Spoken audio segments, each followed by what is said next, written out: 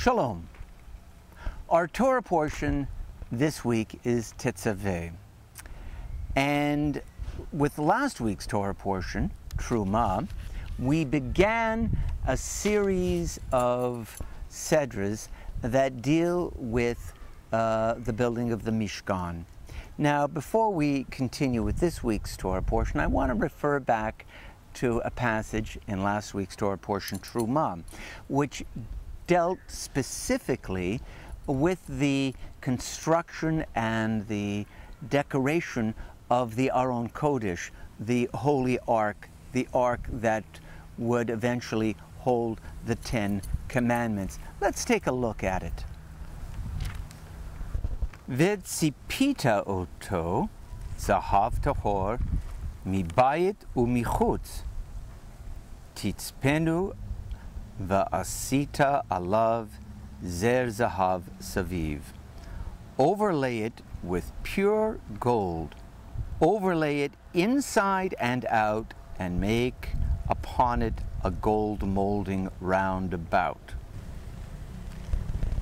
Now, a question that was raised about that passage in the Talmud, specifically Tractate Yoma, was why would we bother to inlay the ark with gold? Well, certainly it should look beautiful from the outside, and someone walking by should be impressed with this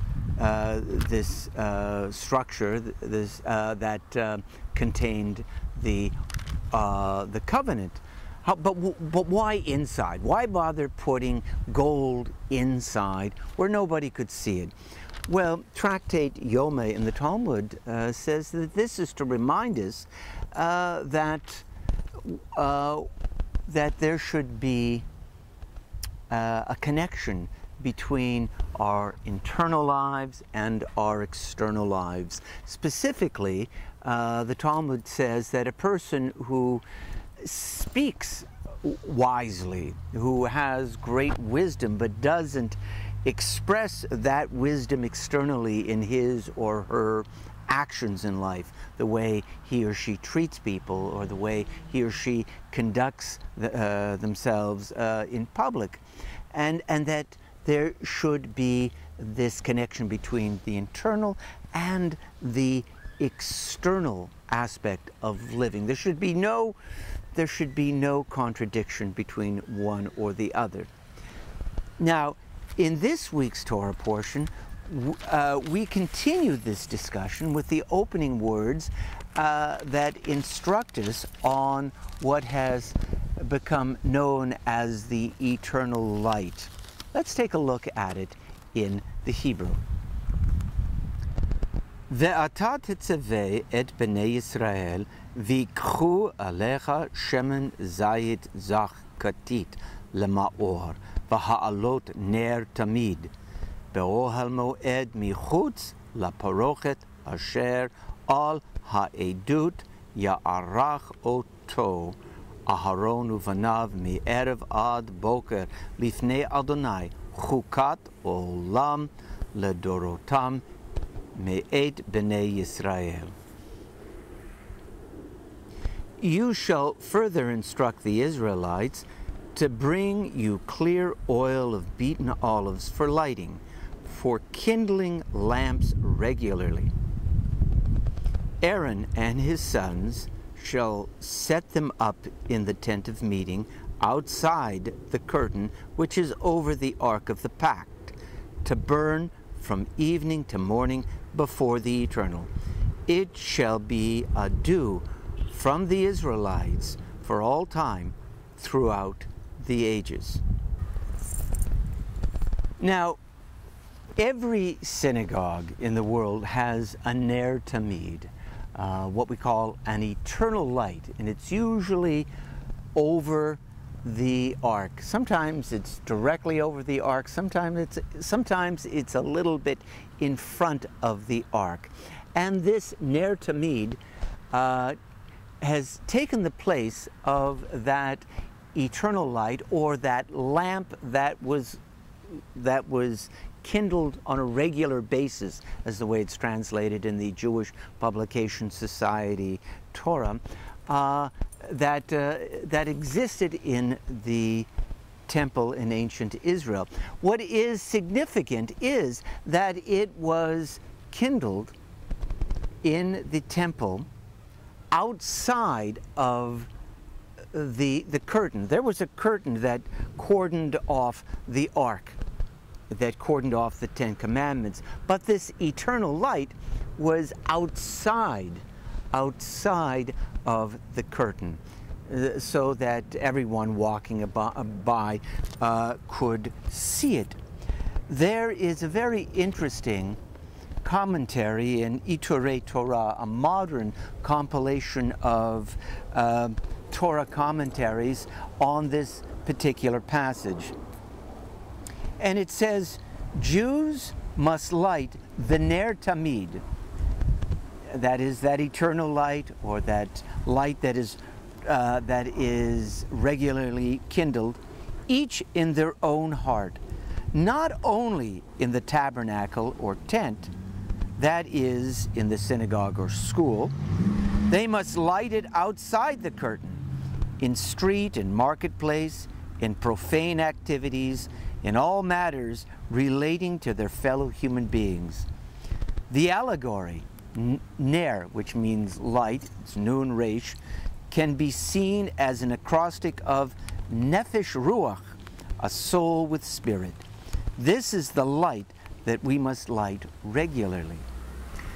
In this political season, there is a lot of talk about the place of a person's personal religious beliefs and practices as they relate to public life. What do these two passages tell us? The one in last week's Torah portion that we must be golden inside and outside, and this week's Torah portion that says that we kindle the Ner Tamid, this light emanating from our relationship with God and our religious tradition, that it must be outside the curtain. It must be must be displayed in a more public way. What does this tell us? How does this inform our lives as we make our way through this world, we Jews who live in a predominantly non-Jewish world?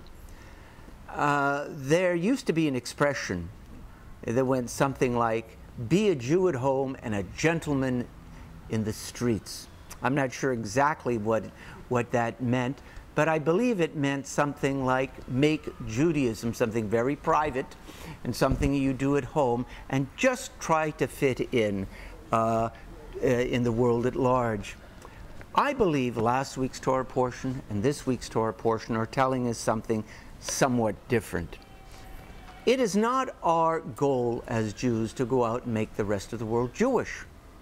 We certainly respect the beliefs and religious practices of other people.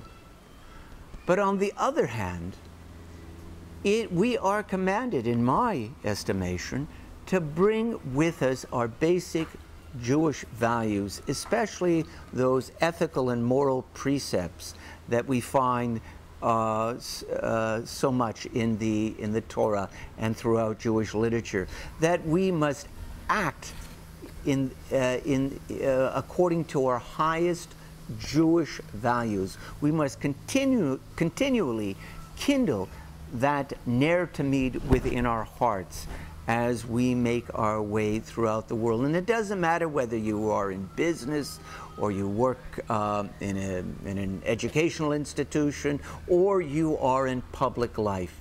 You don't have to, or you should not, try to impose your religious beliefs, but you should live by those basic moral and ethical precepts that are found in our religious tradition, and you must continually kindle those values through the study of Torah. Shabbat Shalom.